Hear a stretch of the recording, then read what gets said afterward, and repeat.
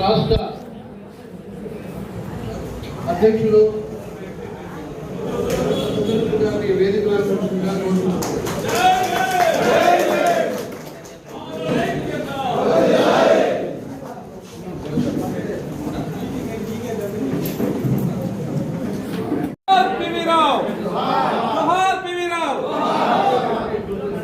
కర్ణాటక రాష్ట్రము నుంచి వచ్చిన మన దళిత సోదరుడు వెంకటేష్ గారిని వేదిక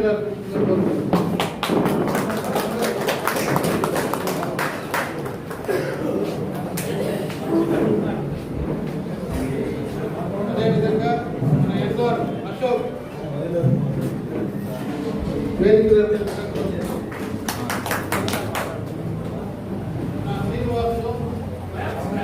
నమస్కారము.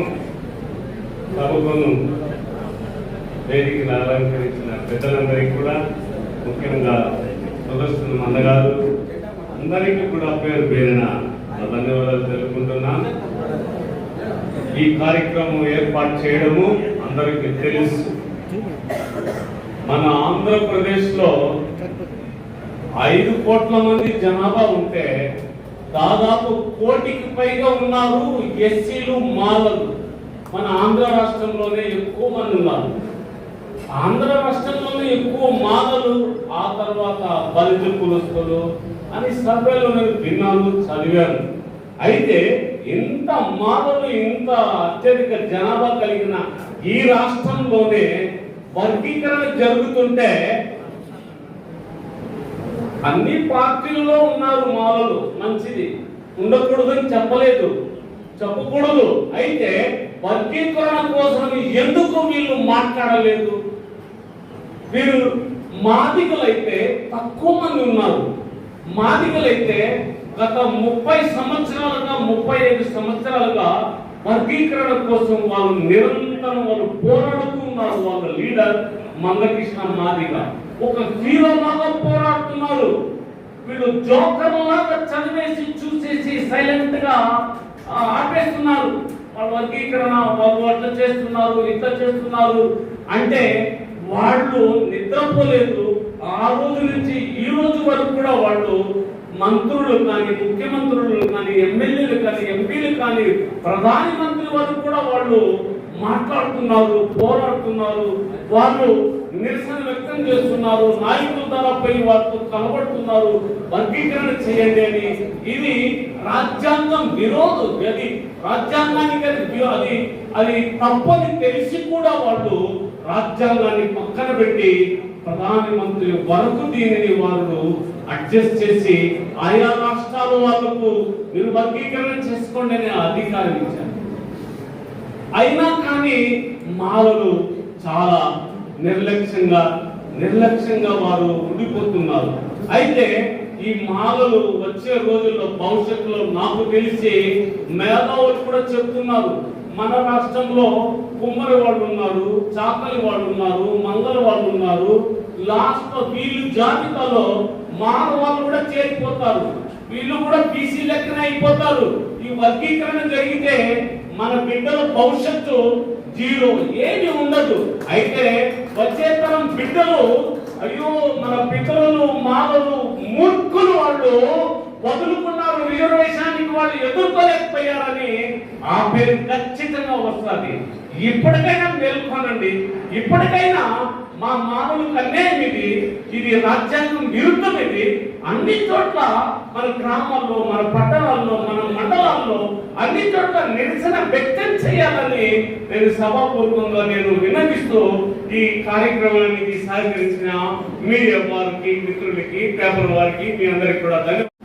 ఈ బాల మహానాడు కార్యక్రమ ఉద్దేశం ఏమిటంటే, ఈ మధ్యనే పార్లమెంటులో ఈ నరేంద్ర మోడీ పరిపాలనలో ఎస్సీ వర్గీకరణ చేయాలని పార్లమెంట్ చేసిన తర్వాత సుప్రీంకోర్టులో కూడా ఈ తీర్మానం చేస్తే, ఆ తీర్మానాన్ని మనం వ్యతిరేకం చేస్తూ మాల మాదిరి లేక పోరాటాన్ని మాలకు అన్యాయం చేస్తున్న ఈ రాష్ట్ర ప్రభుత్వం కానీ, కేంద్ర ప్రభుత్వం కానీ బుద్ధి చెప్పాలనే ఉద్దేశంతోనే మన రాష్ట్ర వ్యాప్తంగా కూడా ప్రతి నియోజకవర్గంలో 175 నియోజకవర్గాల్లో కూడా ఈ మాల మహానాడుని కార్యక్రమాలు పెట్టి మానవులు ఐక్యతకు మనం అందరం కూడా పోరాటం చేయాలనే కార్యక్రమంలో భాగంగానే ఈ రోజు ఈ కేంద్రంలో ఏర్పాటు చేయడం జరిగింది.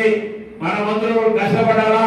ఈ నియోజకవర్గంలో 90 పంచాయతీలు, 5 మండలాలు ఉంటే మాల మహానాడు యొక్క నేత, దివంగత నేత పివి రావు గారు 2004లో ఈ పలమనేరు నియోజకవర్గ కేంద్రంలో ఏర్పాటు చేసిన కార్యక్రమానికి జిల్లా వ్యాప్తంగా కూడా ఆయన కార్యక్రమానికి వస్తే, ఆనాడు 2004లో జరిగిన శాసనసభ ఎన్నికల్లో డాక్టర్ తిప్పేస్వామి మాదిగా లంచ్ కుమారి మాల, ఆ లంచ్ కుమారి గెలుపు చేయడానికి మాల మహానాడు విస్తృతంగా సహాయం చేయడానికి మానవ తత్వం నుండి మన శాసనసభ్యురాలు కూడా పంపించిన ఘనత కూడా ఈ నియోజకవర్గంలో ఉన్న మానవ దంతులు కూడా ఉందని కూడా ఈ సభాముఖంగా తెలియజేస్తున్నారు.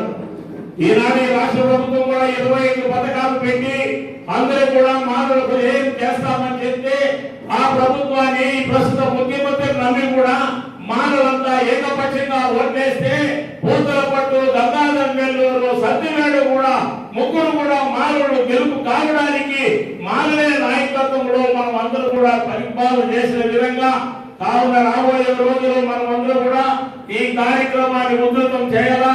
మనమందరూ ఏకదాటిగా ఉండి మన వర్గీకరణ ఈ కార్యక్రమంలో పోరాటం చేయాలని మీరందరూ సహాయ సహకారాలు ఉండాలని కోరుకుంటూ సెలవు తీసుకుంటాం.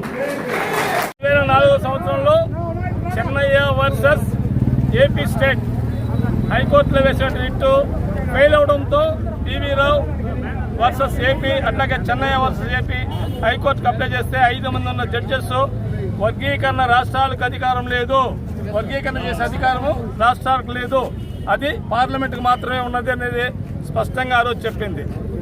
తర్వాత మళ్ళీ గత 30 సంవత్సరాలు 2004 నుంచి కూడా ఇప్పటి వరకు అనేకమైన కార్యక్రమాలు చేస్తూ వచ్చారు. అయితే మాలలు అభివృద్ధి చెందిందిలే, అట్లాగే మాదిగలు నష్టపోయిందిలే. ఈ దేశంలో వాళ్ళు చెప్తున్నారు మా ఆస్తులు, మా విద్య, మా ఉద్యోగాలు మొత్తం దోచేస్తా ఉన్నారండి. ఎవరు దోచరా. ఇవాళ ఇక్కడ ఉన్న వ్యవస్థ ఆ విధంగా అణచివేసి అన్యాయంగా ఆస్తులను నష్టం చేసి వ్యవస్థను పూర్తిగా నాశనం చేసి అంటరానిగా భయంకరంగా రూపుదిద్దుతుంది. ఈ పరిస్థితి అర్థం చేసుకోకుండా మందకృష్ణ అడవిలో పోతా ఉంటే పాము కనపడిస్తే వదిలేయండి, మాలో నడిస్తే చంపేయండి అంటున్నాడు. ఎంత అవమానకరం అండి. అందరూ తాగల. ఈ మధ్య కాలంలో ఆగస్టు 1న ఇచ్చిన జడ్జిమెంటు అది రాజ్యాంగ వ్యతిరేకమైనది, అది మోడీ ప్రభావిత జడ్జిమెంట్. దాన్ని మేము స్వాగతించడం లేదు, దాన్ని వ్యతిరేకిస్తున్నాం. ఎందుకంటే భారత రాజ్యాంగం గొప్పదా, సుప్రీంకోర్టు గొప్పదా అని ఆలోచించబడు. భారత రాజ్యాంగం గొప్పది. ఆ రాజ్యాంగంలో ఉన్నటువంటి 341 ఆర్టికల్ కానీ 14, 16 కానీ పరిశీలిస్తే వర్గీకరణ చేయడానికి ప్రభుత్వానికి అధికారం లేదు, సెంట్రల్ గవర్నమెంట్ ఇక్కడ లేదు, అది ఒక పార్లమెంట్కి మాత్రమే ఉంది. పార్లమెంట్లో చేయకుండా ఇక్కడ దొడ్డిదారిన మోడీ చేశాడు. ఒకటి చెప్తున్నాం, హైదరాబాద్ మీటింగ్లో ఏం చెప్పాడు మోడీ, నా తమ్ముడు మందకృష్ణ నేను వర్గీకరణ చేస్తాను, పార్లమెంట్లో పెడతాను. పార్లమెంట్లో 370 ఆర్టికల్ను పాస్ చేశాడు. మహిళా బిల్లు చాలా కొన్నేళ్లుగా పెండింగ్, దాన్ని పాస్ చేశాడు. మరి ఎందుకు వర్గీకరణ బిల్లు పాస్ చేయలేడు? ఆ డబ్బ సొత్తు కాదు. రాజ్యాంగం స్పష్టంగా చెప్పింది అన్ని రాష్ట్రాలు ఏకగ్రీవంగా తీర్మానం చేయాలా. రెండోది పార్లమెంట్లో 2/3 మెజారిటీ ఉండాలా. జాతీయ SC/ST కమిషన్ ఒప్పుకోవాలా. జాతీయ SC/ST కమిషన్ చించి పక్కన పడేసింది. అట్లాగే 4 రాష్ట్రాలు తప్ప భారతదేశంలో మిగతా రాష్ట్రాలు ఒప్పుకోలేదు. ఈ పరిస్థితిలో చేయలేక దొడ్డిదారులు చేశాడు. చంద్రచూడ్ కూడా అన్యాయమైన జడ్జిమెంట్ ఇచ్చాడు. రామాయణ పురాణ ఇతిహాసాలను ఉదాహరణగా తీసుకున్నారు ఆ 7 మంది జడ్జీలు. దాంట్లో మేడం ఒక్కడి మాత్రం స్పష్టంగా చెప్పింది, is the violation of the constitution according to 341 article. 341 ఆర్టికల్ను దాన్ని వ్యతిరేకంగా చేశారు, రాజ్యాంగ వ్యతిరేకమైంది, దీన్ని వ్యతిరేకిస్తున్న ఒక్కరు చెప్పింది రాజ్యాంగపరమైన తీర్పు. ఎందుకంటే ఇక్కడ రాజ్యాంగం ఉంటే దాన్ని వైలేట్ చేస్తున్న పరిస్థితి ఉంది. అందుకనే మాలలు ఇవాళ చైతన్యవంతంగా ప్రభుత్వాలకు వ్యతిరేకంగా మేము పోరాటం చేయాలి. మా పోరాటం మాదికల వ్యతిరేకం కాదు, ఇక్కడ ఉండే పాలకులకు వ్యతిరేకం, మన ధర్మానికి వ్యతిరేకం. ఇంకోటి ఏమంటే సంకలు గుర్తుకుంటున్నారు మాదిక సోదరుడు. మేము చెప్తున్నాం, వర్గీకరణ చేసినా నష్టపోయింది మనమే. రెండోది ఏమంటే రేవంత్ రెడ్డితో నేను చేస్తున్నాను, చంద్రబాబు జిల్లా వైద్యుగా చేస్తాం. నేను చెప్తున్నాం, చంద్రబాబు నాయుడు నీ కోసం మొత్తంగా కూడా ఆంధ్ర రాష్ట్రంలో ఎక్కడ గొడవలు జరిగిన అంగల్లో కానీ పొంగనూరులో గొడవ చేస్తే మాలల్ని వెంట ఉన్నారు, ఏ ఒక్క మాదికి కూడా నీ వెంట లేడు. కానీ ఇవాళ మాదికలు హత్తుకుంటున్నావు, తల్లి పాలు తాగి తల్లి రొమ్ముతూ గుద్దే విధానం దీన్ని మేము వ్యతిరేకిస్తున్నాం. అందుకనే దీన్ని ఆలోచన చేయాలని మళ్ళీ కమిషన్ వేశారు, ఆ కమిషన్ కూడా వ్యతిరేకిస్తున్నాం. ఒకటి జిల్లాల వైగా చూస్తే ఒక్కో జిల్లాలో 4 లక్షలు ఉన్నారు మాలలో, ఒక చోట ఇంకో చోట 3 లక్షలు ఉన్నారు, ఒక చోట 1 లక్షల లోపే ఉన్నారు ఒక్కో జిల్లాలో. దీన్ని ఎట్లా మీరు ఇవ్వగలుగుతారు? కాబట్టి మేము కోరేదామంటే చట్టబద్ధంగా ఏ చట్టం అయితే 340 ఆర్టికల్ చెప్తుందో దాని ప్రకారం వర్గీకరణ చేయండి, దానికి మేము సహకరిస్తాం. వర్గీకరణ పార్లమెంట్లో చేయకుండా దుడ్డిదానం చేయడం మేము వ్యతిరేకిస్తున్నాం. అందులో చంద్రచూడ్ చేసినటువంటి అన్యాయమైనది ఏదైతే ప్రభుత్వం అఫిడవిట్ ఇచ్చిందో ఆ అఫిడవిట్ మాత్రమే రాజ్య జడ్జిమెంట్గా ఇచ్చారు, దాన్ని వ్యతిరేకిస్తున్నాం. మాది ధర్మ పోరాటం గతంలో 11వ తేదీ రాయచోట చేసాం, ఇవాళ ఇక్కడ పొలంనేలో చిత్తూరు జిల్లా చేస్తున్నాం. ఈ పోరాటం ఆగదు, ఇది ఆరంభం మాత్రమే. జై భీమ్, జై మాల.